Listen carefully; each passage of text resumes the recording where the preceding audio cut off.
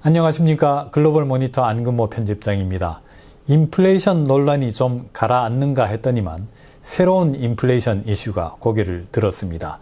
자산 가격 인플레이션, 거품 우려죠. 먼저 미국의 금융 환경이 얼마나 부양적인지를 따져보겠습니다.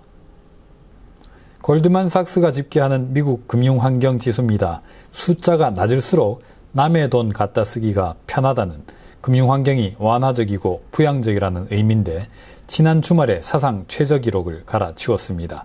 팬데믹 직전에도 너무 부양적이라고들 했는데 지금은 당시와 비교가 안 될 정도로 더 부양적입니다. 최근 1년 동안의 흐름을 확대해서 보시겠습니다.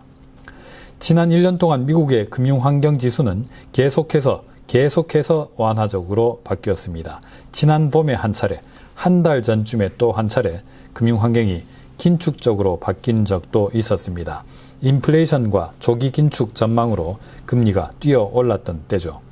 하지만 조정은 잠시뿐이었습니다. 그때마다 연준은 일시적 인플레이션이라거나 금리 인상의 인내심이라거나 해서 금융시장의 긴축을 막아냈습니다. 그 결과 금융환경은 이후에 더욱더 완화됐습니다. 밤사이 뉴욕 증시 대표지수인 S&P 500은 나스닥 지수, 다우지수와 함께 사상 최고치를 동반 경신했습니다.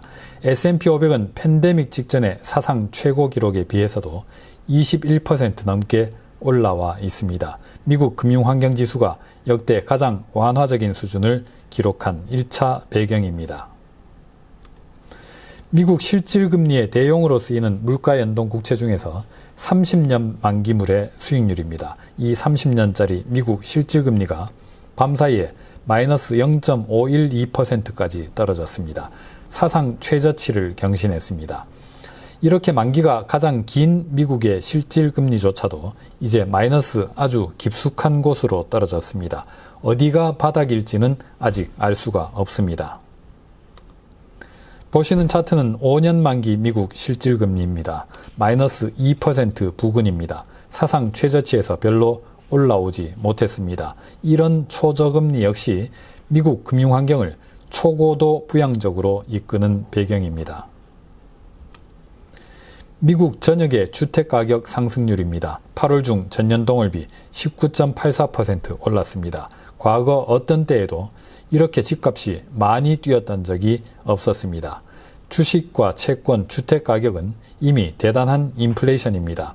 자산가격 인플레이션은 전혀 일시적이지 않습니다. 부채는 고정이고 자산은 변동입니다. 내 집값이 오르면은 그 집에 대한 나의 지분, 에쿼티가 증가합니다. 10억짜리 집을 5억 대출받아서 샀는데 그 집이 20억이 되면 내 지분은 5억에서 15억으로 3배 증가합니다. 그 15억 가운데 2억을 인출해서 어디론가 요긴하게 쓸 수도 있겠죠. 그게 보시는 그래프 홈 에쿼티 론입니다. 미국의 분기별 실적입니다.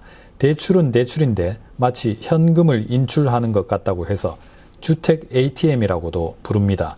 지난 2분기에 그렇게 빼내 쓴 돈이 630억 달러입니다. 금융위기 직전인 지난 2007년 이후 최대치를 기록했습니다.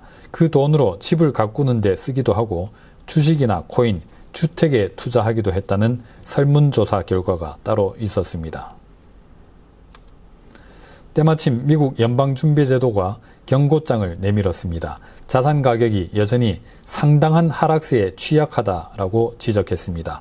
위험 선호 심리가 약해질 경우, 바이러스 억제의 진전이 실망스러울 경우 또는 경제 회복세가 정체될 경우 자산 가격이 급락할 수 있다고 우려했습니다.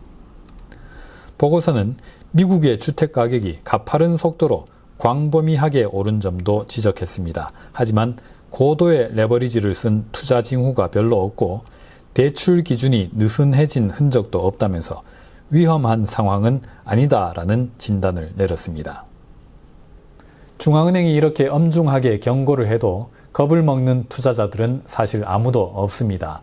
공포탄일 뿐이라는 것을 삼척동자도 알기 때문이죠.